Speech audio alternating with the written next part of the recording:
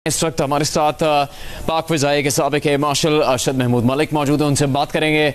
अरशद मलिक साहब, शुक्रिया आपके वक्त का। पाकिस्तान की दिफाई बर्तरी की बहुत ज़्यादा बात हो रही है। बरतानवी नशराती इदारे के सहाफ़ी ने लिखा है कि भारत को ये बात माननी पड़ेगी कि पाकिस्तान की फ़िज़ाई ताकत भारत से ज़्यादा है। उसमें JF-17 थंडर तैयारों का भी किरदार है, जो कि पहले चीन से हासिल किया गया, उसके बाद पाकिस्तान और चीन के एक मुश्तरका प्रोजेक्ट के तहत उनको तैयार किया गया। फिर JC-10 तैयारों की भी बात हो रही है और फिर सुपर मशाक एयरक्राफ्ट के हसूल में और उसकी तैयारी में आपका किरदार रहा है। क्या सबसे अहम है पाकिस्तान की फ़िज़ाइया की इस कारकर्दगी में और भारत पर हासिल होने वाली दिफाई बर्तरी के हवाले से? Thank you so very much for having me here. सबसे पहले तो मैं बड़े खुलूस से दिल के साथ अपनी सोशल मीडिया वॉरियर को सलाम पेश करना चाहता हूँ कि आपने जिस ईमानदारी के साथ अपना हक अदा किया और जिस ईमानदारी के साथ आपने जो फॉल्स नैरेटिव इंडियन की तरफ से आ रहा था उसको न सिर्फ काउंटर किया बल्कि दुनिया को ये बताया कि हकीकत क्या है। और मैं हामिद मीर साहब के साथ बड़े एहतराम के साथ उनके इस मौक़िफ़ की तायीद करता हूँ कि there is a rat which we have to spend. Sir, जिस दुश्मन का आप मुकाबला कर रहे हैं वो एक फासिस्ट सोच वाला आदमी है, वो सप्रेशन सोच वाला आदमी है, वो मिलिट्रिज्म की सोच का आदमी है।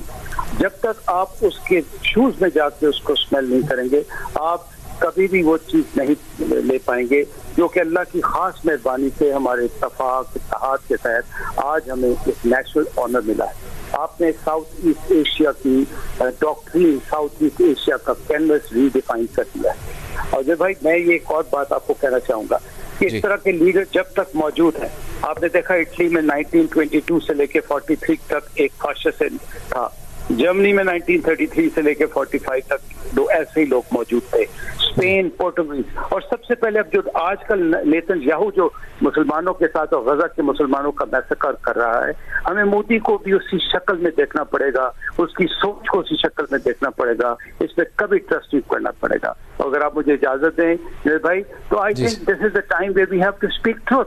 Why don't we speak out and say कि ये जितने जो डिजाइन है पाकिस्तान के खिलाफ, क्या ये सिर्फ पाकिस्तान के खिलाफ डिजाइन सिर्फ इंडिया में बन रहा है, या बलूचिस्तान में या रूस में जो अफगानिस्तान में डिजाइन किया जा रहा है, क्या वो सिर्फ हिंदुस्तान, उस पर आलमी ताकतें उसके साथ है?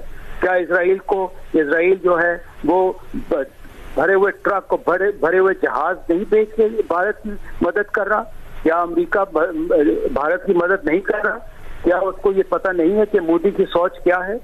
मेरे ख्याल में अल्लाह ताला ने जो हम पे मेहरबानी की, जिसकी सिर्फ एक वजह थी कि हम बिल्कुल पिनकल ऑफ ऑपरेशंस पे थे, we were ready, we perform par excellence, whether it is our arm forces, whether it is air force, army, navy और आवर लीडरशिप। मेरे ख्याल में पाकिस्तान फ़िज़ाइया ने जो कमाल करके दिखाया है वो आइंदा हिस्ट्री में लिखा जाएगा। आपकी वॉर स्ट्रेटेजी दोबारा से रीडिफाइन होगी, और ये सिर्फ इस सूरत में मुमकिन था मेरे भाई कि आप इकट्ठे थे, आप प्रिपेयर्ड थे, और आपने अल्लाह ताला की मेहरबानी से उस ताईद नुसरत पे अमल करते हुए अपने आर्सेनल को सरप्राइज के साथ आपने लॉन्च किया। हमने बड़ा इंतजार किया, हम बड़े पीस लविंग नेशन हैं, हमने रिस्ट्रेन किया, लेकिन जुनैद भाई अब वक्त ये आ गया है कि हमें कोई डंप की तरह लीड नहीं कर सकता। साहब, आपको आवाज आ रही है? काइंडली मुझे ये बताएगा, जो एयरफोर्स की कैपेबिलिटीज थी, जिससे सारे अब तो बैन अल-अक़वामी मीडिया रिपोर्ट कर रहा है कि अमेरिका तक स्टडी कर रहा है, क्योंकि पाकिस्तान के पास जो चाइनीज तैयारे थे और उनसे टारगेट किया गया जो मिसाइल था, उस हवाले से कि जी कैसे यूरोपीय मुल्क में बना हुआ तैयारा जो आज तक नहीं गिरा था वो, क्योंकि आप इस सारे प्रोसेस का हिस्सा भी रहे माजी में, अपनी रिटायरमेंट से पहले भी आपने सब देखा। ये क्या इस टेक्नोलॉजी के हवाले से बात कीजिएगा। देखिए, ये एक खौफ तारी था कि शायद वेस्टर्न टेक्नोलॉजी बहुत जबरदस्त टेक्नोलॉजी, बट वो ये बात भूल गए कि चाइना भी उसी रफ्तार से तरक्की कर रहा था, चाइना भी उसी रफ्तार से इन्वेस्ट कर रहा था। टेक्नोलॉजी में जो उसमें इनोवेशन आ रही थी वो सिर्फ अमेरिका या फ्रांस तक महदूद नहीं थी।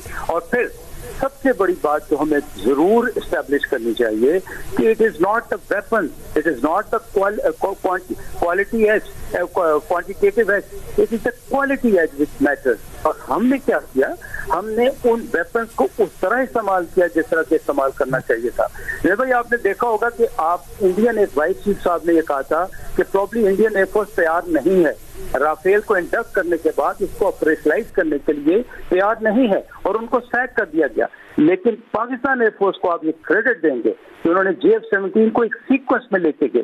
JF-17 بلاک 1 آیا, بلاک 2 آیا, اور block 2 state of the art ہم نے بنا دیا. اس کو جن 3 سے لے کے ہم جن 4.5 تک لے گئے. اور پھر اللہ نے مہربانی یہ کی کہ ہماری ایگزسٹنگ لیڈرشپ نے جب J-10 ایکوائر کیے تو ہم نے کہا ٹاپ آف دا لائن اس میں ویپن مسائل چاہیے, اور وہ J-10CE جو ہمیں ایکسپورٹ ورژن ملا اس میں ہم نے PL-50 انٹیگریٹ کر دیے. اور یہ ساری کہانی امپلائمنٹ کی تھی جس کو ایک انٹیگریٹڈ فارم کی صورت میں آپ دیکھے گئے. اور یہاں مجھے اجازت دیجیے گا کہ یہ صرف یہ فائٹرز یا ایئرکرافٹ ہی نہیں تھے, اس کے اوپر جو سب سے بڑا شاکنگ سرپرائز ہم نے ان کو دیا ہے وہ ہم نے اپنے سائبر کیپیبلٹی سے اور اپنے AEW ایسٹ سے دیا ہے. اور اللہ کی خاص مہربانی سے ہمارے الحمدللہ تمام ایسٹ بحفاظت لینڈ کیے, اور انہوں نے وہ مثال امپلائمنٹ کی وہ مثال قائم کی ہے جس پہ انگشت بدنداں ہیں, اور وہ اس کو اسٹڈی بھی کریں گے. لیکن یہ یاد رکھیے گا کہ اس میں کمال پاک فضائیہ کے شاہینوں کا تھا.